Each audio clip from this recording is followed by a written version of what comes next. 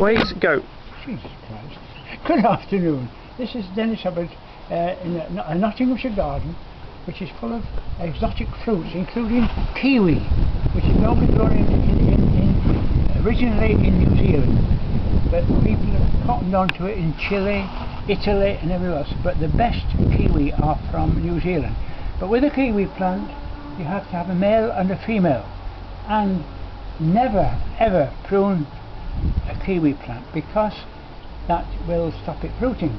But there comes a limit of how far you can let it grow into a neighbour's garden, and so we have to prune it sometimes. That's all I've got to say about kiwi, apart from the very full of vitamin C and everything else you would like. But above the kiwi, which is not as exotic, is the cherry. Now this is a cherry tree which is absolutely fantastic this year. It is a good year for cherries. It's a morella cherry, one that is commonly grown in gardens, and probably another month and the blackbirds will be taking over, because they are an absolute nuisance in the garden when you've got cherries. They will take them when they're almost ripe, and you're waiting for them to be ripe, and by the time you get to that stage, the blackbirds have eaten them.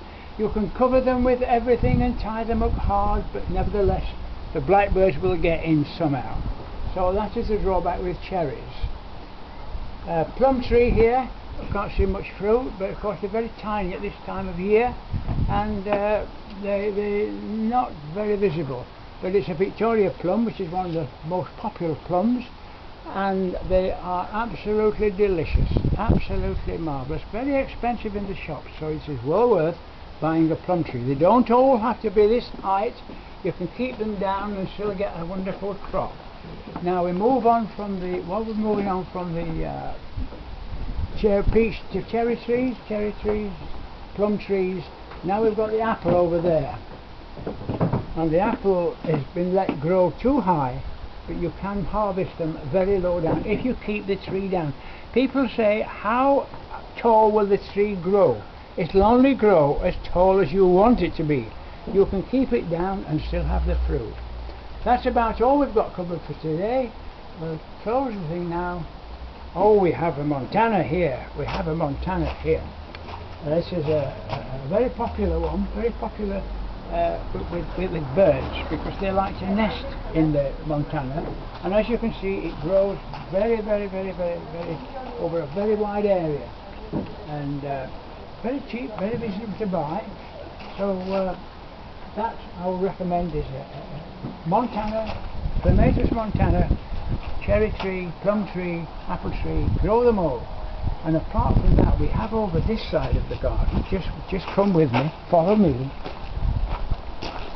That's the orange trees.